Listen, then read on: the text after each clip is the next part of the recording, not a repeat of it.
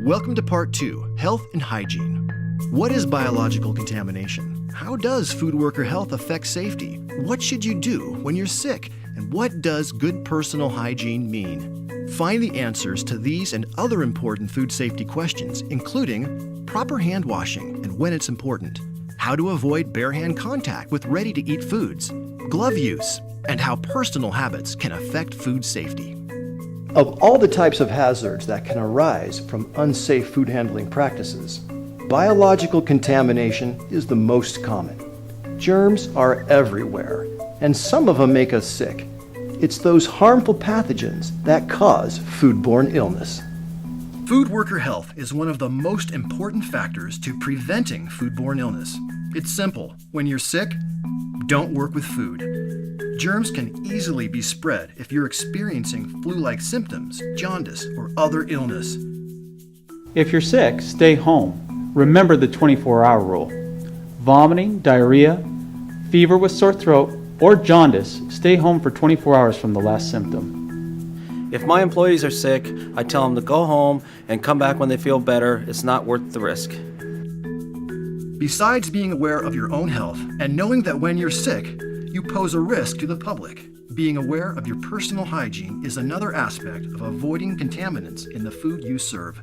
In fact, food workers with good personal hygiene save lives. Following proper hand washing protocol by washing your hands the right way and at the right times, keeping fingernails trimmed for easier cleaning, wearing hair restraints and proper work clothing, and covering cuts and burns with bandages and gloves, in addition to not working while sick. These are all ways that hygiene prevents the spread of germs in the kitchen.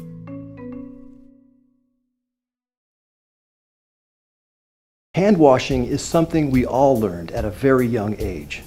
But if you want to work as a food handler, it's important to relearn this task in the proper way that complies with the health department guidelines. But first, let's review when it's important to wash up.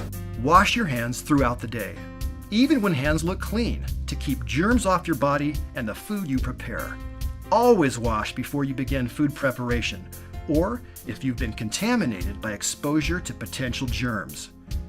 Contamination can be caused by using the bathroom, touching one's face or nose, handling raw meat, fish, or poultry, sneezing, coughing, or blowing one's nose, handling garbage or dirty dishes, handling animals or using chemicals, or after taking a break, eating, or smoking. If you aren't sure if a wash is necessary, wash anyway, just to be safe.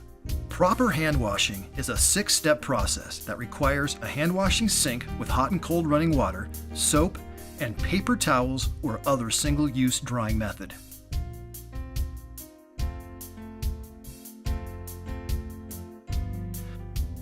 Step 1. Get hands wet to help the soap work. Step 2. Apply soap and scrub. Remember to pay attention to your entire hand when washing.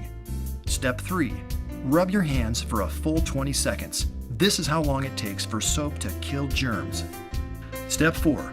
Scrub the backs of your hands and between your fingers, a common breeding ground for bacteria.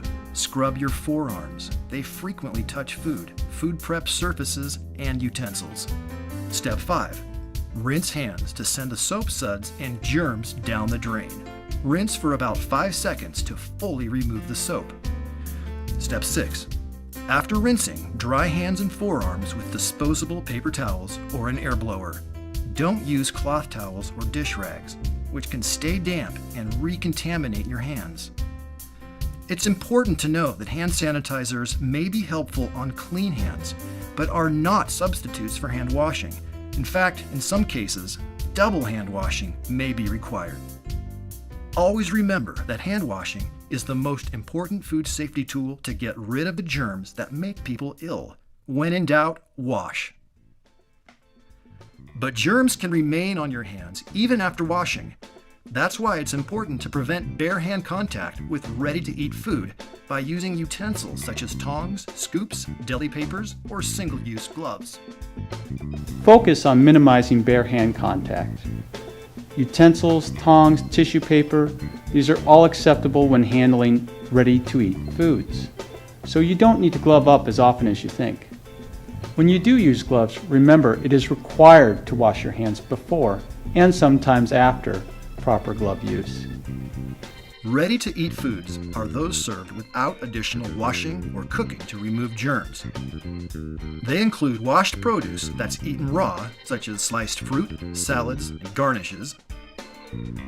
Foods that will not be cooked, such as sandwiches, sushi, and deli salads. Bakery or bread items, such as breads, cakes, pies, and tortilla chips. Ice that may be used in drinks, or foods that have already been cooked.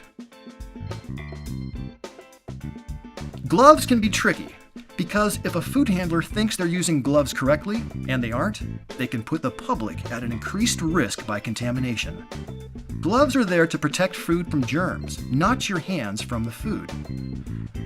So remember to change them often and never wash or reuse them, especially between working with raw and ready-to-eat food.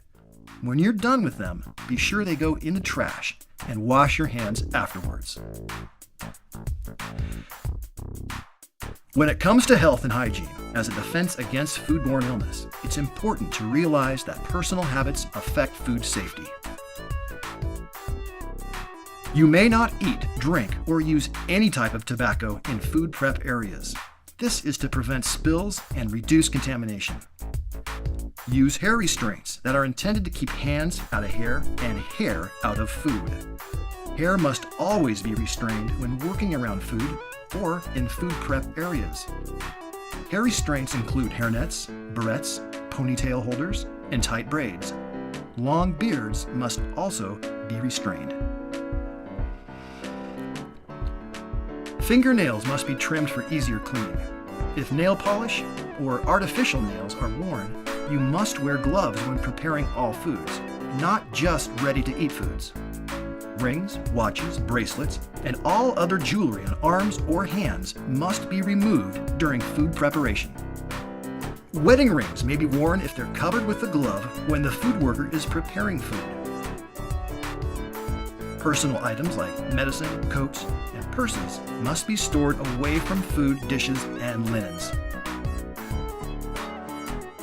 Let's review Part 2, Health and Hygiene. We learned that biological contamination is caused by germs on our bodies and in our environment, and that if you are sick, don't come to work. Follow the 24-hour rule and check in with your person in charge about your symptoms. Follow proper hand washing steps at the correct times to avoid biological contamination.